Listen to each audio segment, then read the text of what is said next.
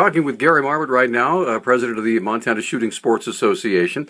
And I understand, Gary, that I know Governor Bullock has claimed that when he was with the Attorney General's office after he left office, that the emails that were part of his administration were no longer in existence. And I understand that your organization has uncovered some of those emails from your end. So what can you tell us about that?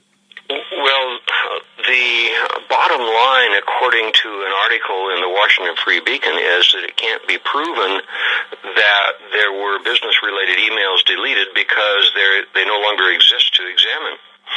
Well, I had emails with senior officials at the Department of Justice during the time that Governor Bullock was then Attorney General, so I have put those in the public domain, and I have absolute slam-dunk evidence that there are emails in existence that were not preserved according to law by the Attorney General.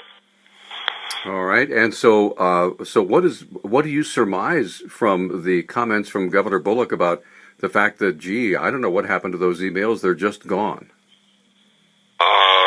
It's his responsibility as a public official to preserve them.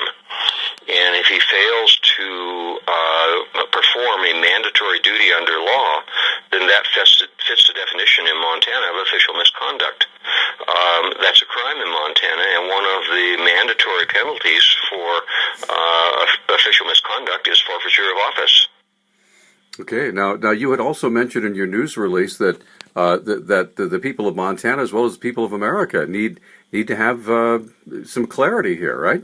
Some transparency. We need a serious dose of sunshine and integrity in government in America, and including in Montana. Montana should be at the top of the charts in terms of integrity and open records. And so we, the people of Montana, should just no longer tolerate any burning of records or wholesale deletion of emails in order to destroy any possible evidence of backroom deals or illegal deals, or I don't know what went on. We don't know. That's why we have an open records law in Montana, is so that we can learn about this stuff and look into it and make sure everything is on the up and up. During his tenure as Attorney General, your official emails, when you're an elected official, they are subject to Montana's public records laws. And there's a couple of different provisions. One that says you're supposed to hand your official emails over to your successor.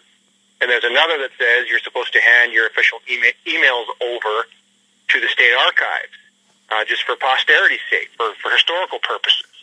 And what we found out is neither of those were done when Governor Bullock left the Attorney General's office 4 years ago when he was elected governor. Not only are there no emails from his entire 4 years in office, there are no emails for 8 of his top senior staff as well. So, I mean, we're not talking unofficial versus official emails. There are no emails. So what we've got is a situation here where at least 2 state laws have been violated here, and we need to get to the bottom of this and find out why and what happened and where these emails are. So, Austin, as Speaker of the House, what kind of official capacity do you have to be able to begin an investigation on this? Well, as soon as the session convenes, the legislative session will start on January 2nd, 2017, so here just shortly. From my perspective, I think legally we can have the Judiciary Committee of the House or Senate look into this. I think we probably even have some authority. We could appoint a special committee if we decided to go that route. I'm not sure what we're going to do yet, but I think we certainly have authority legislatively to look into this. It needs to be done.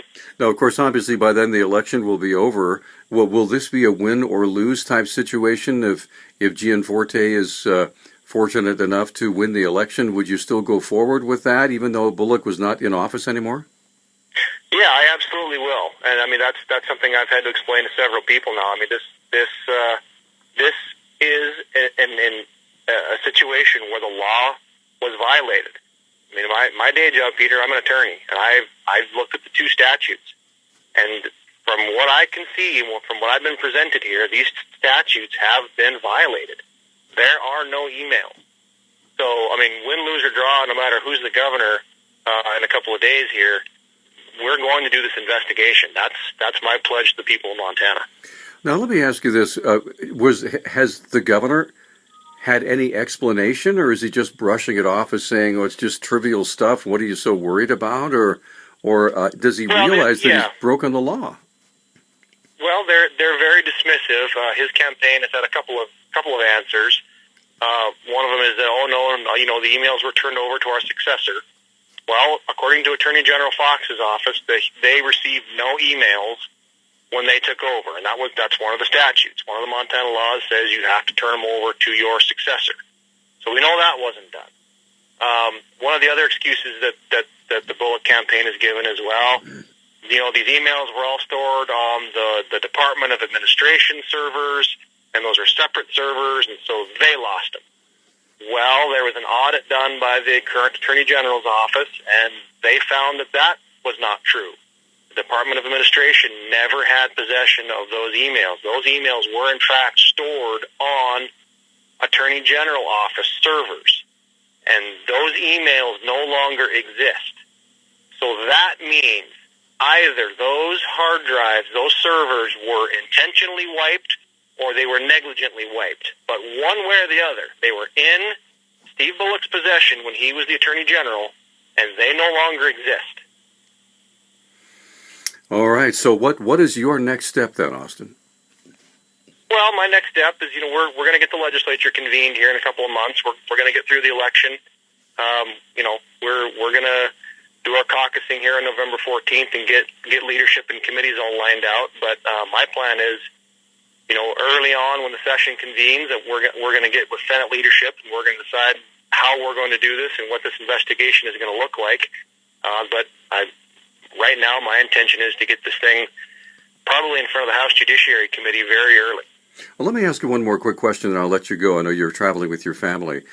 Should Governor Bullock win the election, would this investigation basically cast a cloud over his ability to be able to govern effectively? Well, I think it needs to. I think the Montana people need to understand that this is the kind of leadership that we're dealing with here. I mean, this is one of the highest elected officials in the state of Montana during his time as Attorney General. And as I said, this at best was a negligent or incompetent act, and at worst, Peter, it was an intentional illegal act. I don't know which one of the two that it is, but I think it's one or the other. So I think it definitely calls into question the governor's judgment and the governor's leadership. The buck has to stop with him. And when he was the Attorney General, he was in charge of that agency and in charge of that department. Ultimately, this was his responsibility to make sure these emails were turned over, and they were not. In fact, it looks like they were destroyed. So I think it definitely has to call into question some judgment here.